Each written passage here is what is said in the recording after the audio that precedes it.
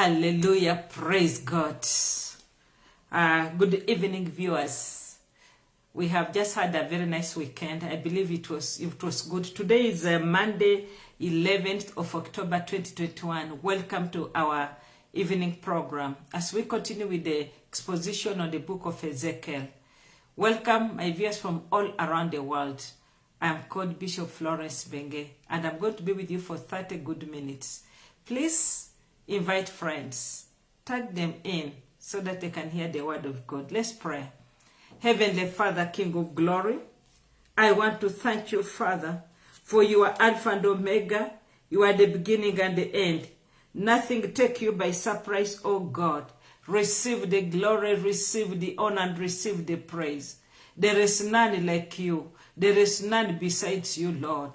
Oh God, my Father, nothing was made without you. So, Father, we want to thank you, Lord, that as we learn, as we go through these end-time messages, oh God, that you continue building our faith, oh my Father, and cleansing us from all unrighteousness, that when you come for your bride will be sprinklingly clean, oh God. I thank you, Savior. I pray for the nation of Israel, bless them. And now, God, my Father, I want to pray, oh God, oh King of glory, my Father, that you bless each and everybody who listens to these messages. We want to pray for those who are sick in hospitals, even at home, my Father. Lord, do heal them and meet everybody at their point of need. Those who have come to the end of themselves, there are those who want to commit suicide. Lord, I pray that the blood of Jesus will be upon them. I rebuke the spirit of suicide in the name of Jesus Christ. I rebuke the spirit of depression in the name of Jesus Christ. I rebuke the spirit of COVID-19 in the name of Jesus Christ. Lord, I pray that marriages will be able to stand, oh God.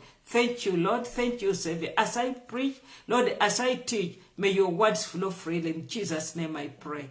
Amen. Thank you, dear viewers. We are actually dealing with the end-time messages. The book of Ezekiel is on the end-time messages. So we want to read, we are in Ezekiel. Let's go to Ezekiel. Ezekiel chapter 28. Last week we did chapter 28, verse 1 to 5. Now we are on verse 5, 6 to 10. And our topic is judgment upon the king of Tyre. Last week, it was God's message to the king of Tyre. He was introducing himself, why he want to judge Tyre. What was the problem with Tyre? Tyre, it was basically pride. Why? Because Tyre, having been a commercial center that was controlling the ancient world, it became very, very proud. They had a lot of wealth. The city had a lot of wealth and was a fortified city. So now when we looked at verse 1 to 5, we saw that the king had sat in the center of the city. That is because Tyre was built on a rock, on an island. So the king was there, and then he was looking very far. You know, it was like his watchtower. Because they were in an island surrounded by water, they were able to see far and near all the enemy who would like to attack them. So Tyre was feeling like he is a god. And then I told you that Tyre, when we talk about the king of Tyre, it is like we are talking about devil incarnate. What is devil incarnate? A devil in the form of a human being. So now we go now to verse 6. Let me first read very fast from verse 1. The word of the Lord came again unto me, saying, that's verse 1, what we did last week. Son of man, say unto the prince of Tyre, thus says the Lord, because thine heart is lifted up pride, and thou hast said, I am a God, I sit in the seat of God, in the midst of the seas, yet thou art a man, and not God. Though thou set thine heart as the heart of God. Verse 3, behold, you are wiser than Daniel. There is no secret that can be hid from thee. With thy wisdom and with thy understanding, you have gotten all the riches. They were crafty business people. You have gotten all the riches, and has gotten gold and silver into thy treasures. Verse 5, by thy great wisdom, by thy trafficking, thou hast increased thy riches, and thine heart is lifted up because of thy riches. Their heart was lifted up because of what? Riches. So he became proud. But for Tyre, the city, why God was judging it, is because they mocked. They laughed at Jerusalem when God was destroying Jerusalem. That was their sin. Now for the king, it's pride. Now verse 6, therefore, this is from today now, therefore thus says the Lord God, because of that pride, because you have set thine heart as the heart of a God, behold, therefore I'll bring strangers upon thee, the terrible of the nations, and they shall draw their swords against thee, against thy beauty and thy wisdom, and they shall defile thy brightness. Verse 8, they shall bring thee down to the pit, and thou shalt die the death of them that are slain in the midst of the seas. Verse 9, will thou yet say before him that slays thee, I am God? But thou shalt be a man, and no God in the heart of him that slayeth thee. Thou shalt die the death of the uncircumcised by the hand of strangers, for I have spoken it, says the Lord God. May God bless his word. Now, we go to this Tyre. His problem was pride. Why? Because riches had increased. Now, when the riches increase, many people, pride comes in, and then because of that, Tyre thinks that he is God. Now, let us look at a few scriptures that Jesus talked about in the book of Matthew, chapter 19. Matthew chapter 19, verse 23 to 24. The word of God says, this is Jesus himself. Remember, Tyre, because of that wealth, pride has come in. You know, pride comes before destruction.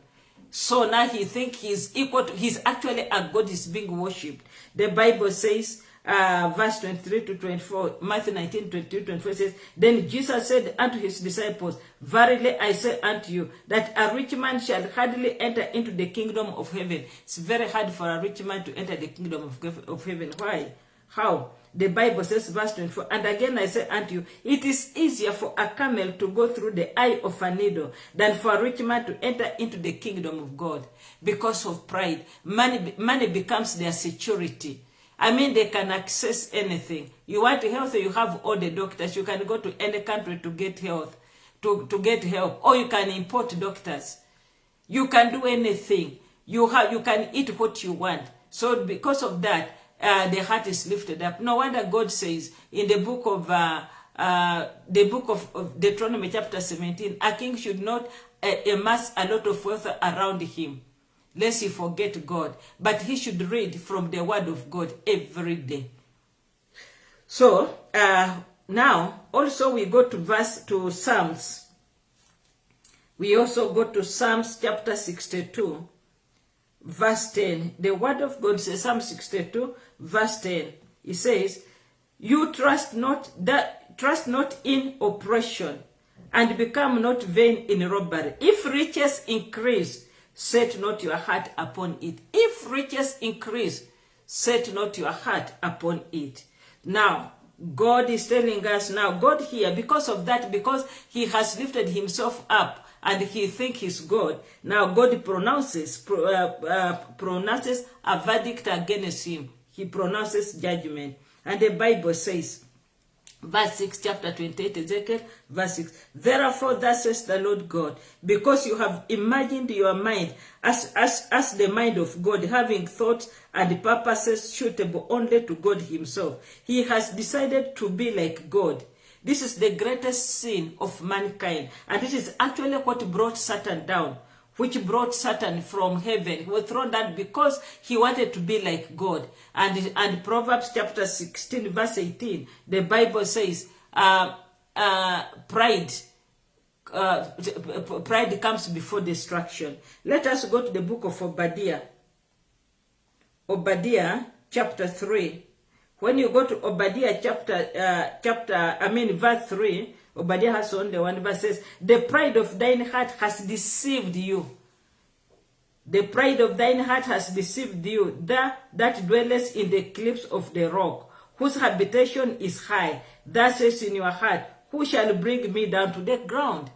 That was Lucifer. That's why the scholars call Tyre, the king of Tyre, Satan incarnate, devil incarnate. because he's more like the devil himself. So Satan also wanted to be like God. Technology right now is blinding us. We think we can do anything. We can read the atmosphere.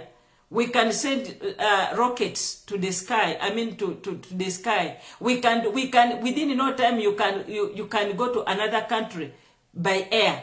It just takes you a very short time. I mean, technology has advanced. So because of this, now we are also proud. We think God is nowhere. I remember my father-in-law telling me that time is coming. This younger generation telling them there is God. They say, what do you mean that there is God? They want to take a telescope and see God. They will be taking a telescope and they will tell us who God is, because they want to see him so that they can believe. But may God have mercy upon them. We also look at verse 2. It says, Son of man, say to the prince of Tyre, thus says the Lord God, because your heart is lifted up, and you have said and thought, I am a God, I sit in the seat of the gods in the heart of the sea. Yet you are only man, weak, feeble, and made of earth, are not God. Though you imagine yourself to be almost more than mortal, with your mind as the mind of God. That is Ezekiel chapter 2, verse 2. Chapter 28, verse 2. Even Pharaoh himself, Pharaoh also thought he's God, because there was too much power invested in him. But pride comes before destruction. So now we go to verse 27. Verse 7. Verse 7 says, Behold, therefore, I am bringing strangers upon you, the most terrible of the nations, and they shall draw their swords against the beauty of your wisdom, O Tyre, and they shall defile your splendor. Now, the nation, when he said that I'm bringing nations against you, upon you, which nations is he referring to? Those are the Babylonian army led by Nebuchadnezzar. These are the Chaldeans. Chaldeans are just simply Babylonians. So these are the ones which will the Babylonian army is the one which will destroy both the beauty, the splendor, and the wisdom of Tyre. God will bring him down completely. And this one, it occurred between 573 and 572 BC. Man rules, but God overthrows. You get me? Man rules, but God overthrows. It's God who raises up people. He's the one who gives the kingdom. He gives it to whoever he wishes. And he's the one who brings them down. So man rules, but God brings it down. Let us go to the book of Daniel, chapter 7.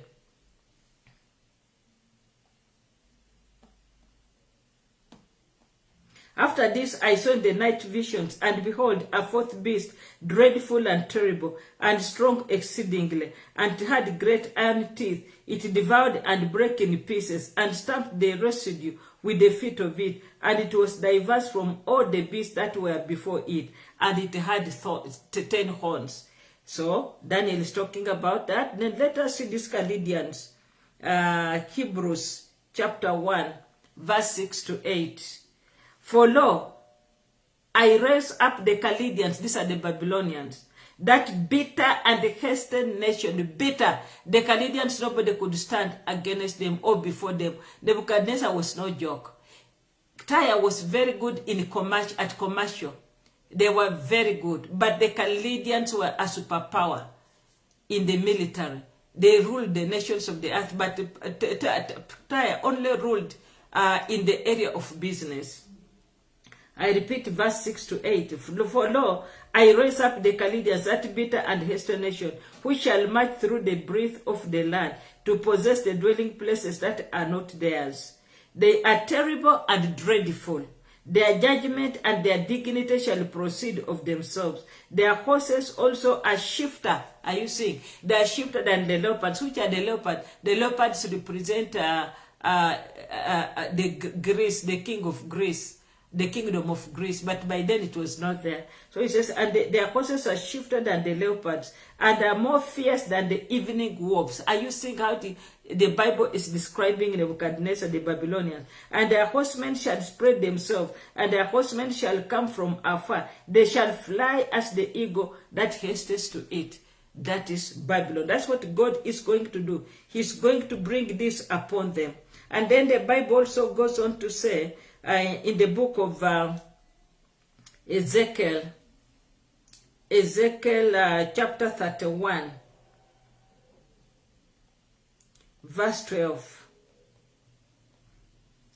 And strangers, the terrible of the nations, have cut him off, and have left him upon the mountains, and in the valleys his branches are fallen, and his boughs are broken by all the rivers of the land, and all the people of the earth are gone down from his shadow, and have left him. Yes, the king of Tyre will be left all by himself. Let us, because the nations are cut off, they will watch what we saw yesterday. They will watch in disarray. They will be saying, "Why? Is it really true?" Let us go to Jeremiah chapter 9, verse 23.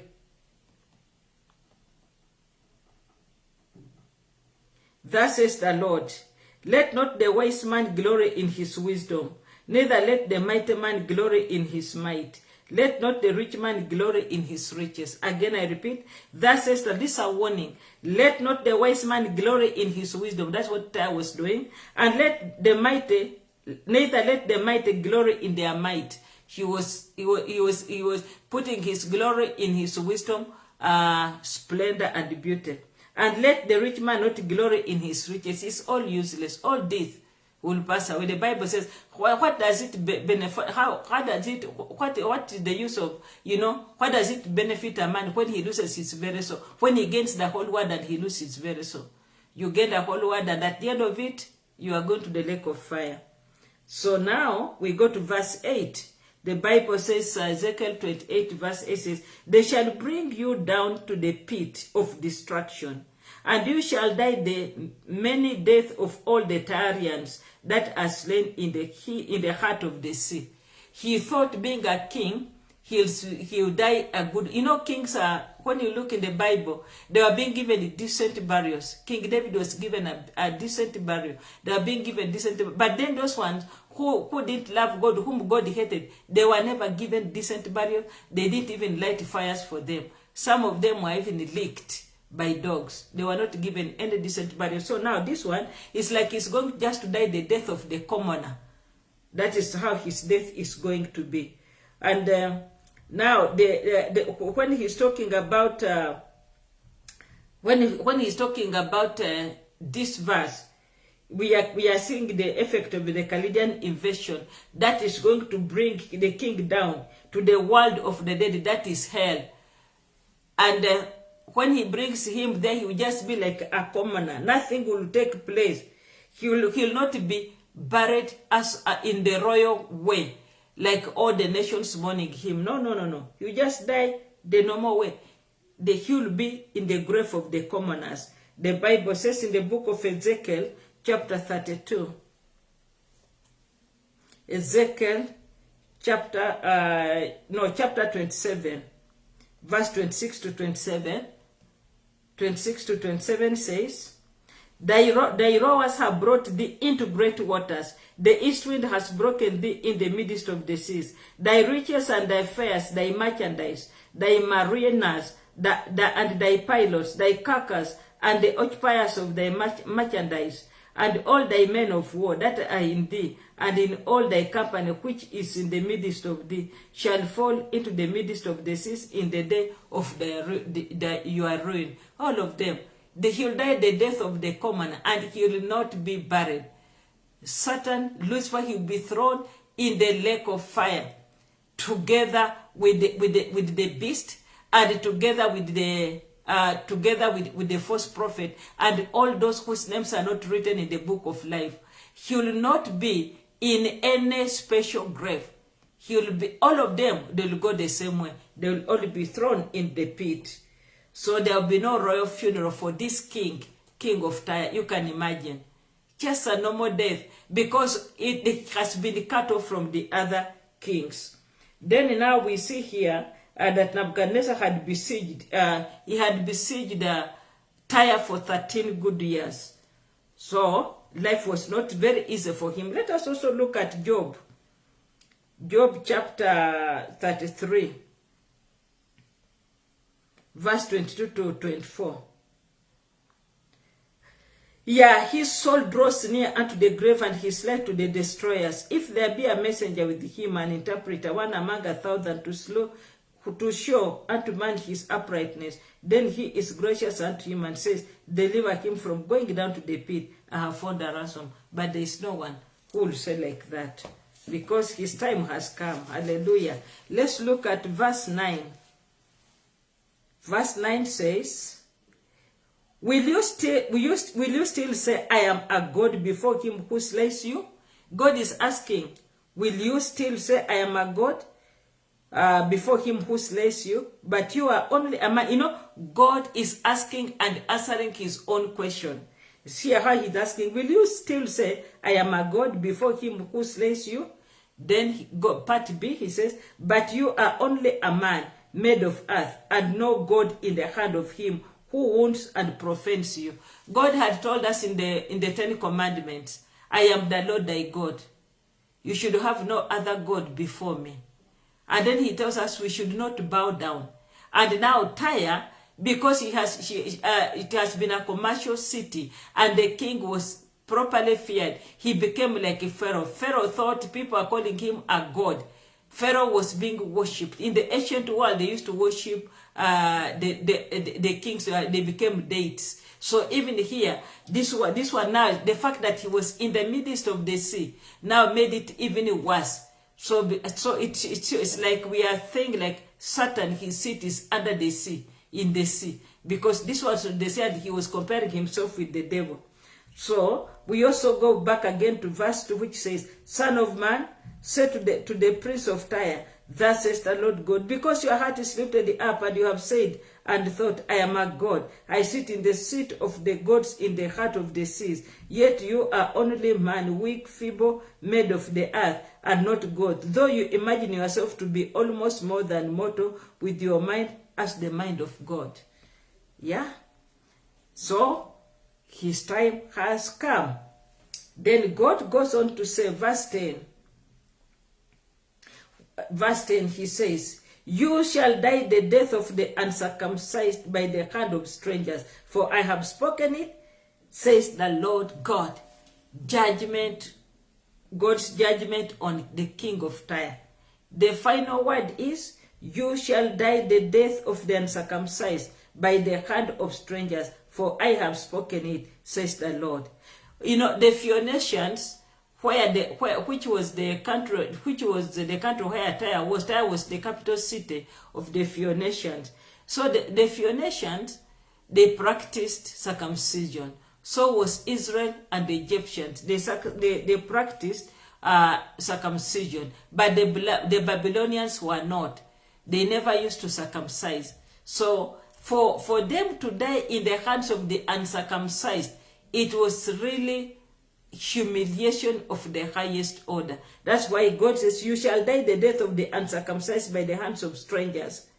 So now this one, they will be slain by the uncircumcised, which will really be double tragedy. You know, like which king was this? Was it Saul? When he was going to die, he decided, let not those people kill me. He fell. He fell on his, I think it is King Saul. He decided not to be killed by the enemy.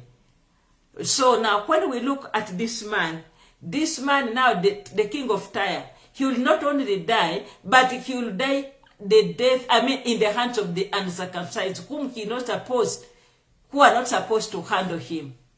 So it is going to be a terrible death. And now that will be a disgrace, double tragedy. It will be humiliation of the highest order. Hallelujah. You know, he will die the barbarian death. And even by the Phoenician standard, he's not supposed to. Remember, he's dying the death of the local person. Not the local person, of the common man. And as if that is not enough, he's dying in the hands of the uncircumcised, and yet for him he's circumcised. They used to look down upon the uncircumcised. So now, we go now here to the book of 1 Samuel. 1 Samuel, the Bible says, 1 Samuel chapter 17. Look at how bad this thing is when someone is not circumcised. It's really bad. Chapter 17, verse 26. The Bible says, and David said to the men standing by him, what shall be done for the man who kills this Philistine and takes away the reproach from Israel? For who is this uncircumcised Philistine that he should defy the armies of the living God? Here, hear how David was talking. For who is this uncircumcised, here that word, uncircumcised Philistine, that he should defy the armies of the living God? He's not able to understand. Uncircumcised. He's coming to talk to the circumcised. So now here is the Phoenician king. For them they were circumcised. But now the Babylonians were not. And I imagine he's going to be killed. He's going to die in the hands of the uncircumcised. And we look at, that is 1 Samuel chapter 17, verse 26, also 36. 36 says, your servant kills both the lion and the bear, and this uncircumcised Philistine shall be like one of them, for he has defied the armies of the living God. David kept on re-emphasizing this uncircumcised. I mean, it is, he could not stand it. He wondered, how can the uncircumcised stand before the circumcised? Now, it's going to happen here to the king of, it's going to happen to this king. He's not he's circumcised, but he's going to die in the hands of the uncircumcised. What a tragedy that will really be. It is terrible. And now, now when he's doing like that, when we look at the way he was highly esteemed, we compare him with the kings of the earth. We look at Ezekiel chapter. We look at Ezekiel chapter 32 verse 19. The Bible says, who among them do you surpass in beauty? Go down and be laid with the uncircumcised, that's the heathen. God is asking, who can surpass the beauty of Tyre? But what is Tyre going to do? He will go down and be laid with the uncircumcised, people who died in the sea, out of the storm, who are not circumcised. He's going to be with them. They are going to share the same homes. Like, I mean, you're a king, you're supposed to be buried in a dignified way and in the right grave, the right place, being mourned by the whole nation and all the nations of that time. But now he's going just to lay in the same grave with the uncircumcised. It will be terrible. That is what God is going to do to Satan at the end of the age. Let us look at Ezekiel 31. Ezekiel 31, verse 18. He says, to whom, O Egypt, among thee, among the trees of Eden are you thus, like in glory and in greatness? Yet you shall be brought down with the tree of Eden to the nether world. You shall lie among the uncircumcised. You see that word? The word that we are looking at is uncircumcised. You shall lie among the uncircumcised heathen with those who are slain by the sword. This is how it shall be with the Pharaoh and all the multitude of his strength, his tumult, and his store of wealth and glory, says the Lord God. Says the Lord God. He will lie with the uncircumcised. So Tyre, his time has come. His time to be destroyed has come.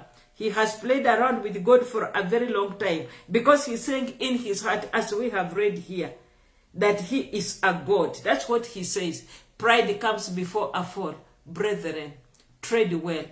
When you see your material wealth increasing, don't think that you are next to God. You stop praying, you stop. But remember, this worldly thing is just emptiness. Without God, you are nothing. The God who gives, like the way Job had a lot of wealth, within no time, everything was God. It can also come like that, and you find yourself, you get into these people that we say that from wealth to rags. You once upon a time, you are up there. Then all of a sudden, the graph goes down from wealth to nothing. And when you come down here to the commoner doesn't want to associate with you because you don't fit there. You used to be proud. You had your cars. You had money. Money was like anything else. But all of a sudden, you were nobody. I was reading, was it last week, when there was a younger man who was saying he used to get in a month, he would get Kenya money, 1 million. Right now, he said, now what is he doing? He lost the businesses, went down because of this COVID. And what is he doing? He's now back. He's now selling what? What is he selling? There are some things that he's selling on the street. He's hawking. Now he has become a hawker. From up there with his cash, with all the money, he was getting 1 million shilling, around 1 million also, if the math was good. Now he is now a hawker. From riches to nothing. So will Dyer be. And the devil himself, who is tormenting the people, who is tormenting the people, the devil will be thrown in the pit of fire. He will be thrown in the lake of fire at the end of the age. Brethren, how are you yourself? Stop thinking that you are very important. In whatever you do, put God first. Even when God has given you the wisdom to make wealth. Remember, Deuteronomy chapter 8, the Bible says it's God who gives you wisdom to make wealth. God who gives you power, not wisdom. It's God who gives you power to make wealth. So whatever you have, acknowledge God and give you a tithe. Help the needy. Help those who are in problems. Stop keeping up your wealth. Because when you keep up your wealth, it gets here. The pride gets into the head. And then in so doing, you pervert your way. It's no wealth also perverts. You pervert your way. And in the end, you don't like it. Many are going to miss heaven just because of pride, because of wealth. The Bible says, seek ye first the kingdom of God and his righteousness, and all these things shall be added unto you. May God help you as you meditate on this. If the Lord has allowed you to come down from up there to come down, then you know that it is the Lord. It is the Lord. Go back to him. May God bless you and keep you. May the Lord shine his face upon you and be gracious unto you. May the Lord lift up his countenance upon you and give you peace. May he bless you as you go out and as you come in. May you be the head and not the tail, the top and not the bottom. And may God keep you humble. And may the Lord deliver you from COVID-19 together with your families. In Jesus' name I pray. Amen. See you tomorrow. Please read from verse 10. I encourage you to read the whole chapter so that you understand. We are finished with the judgment of Tyre. Tomorrow we are starting with the lamentation of the king of Tyre. Today we are dealing with the judgment of the king of Tyre. So tomorrow we are going to deal with lamentation. May God bless you. I love you.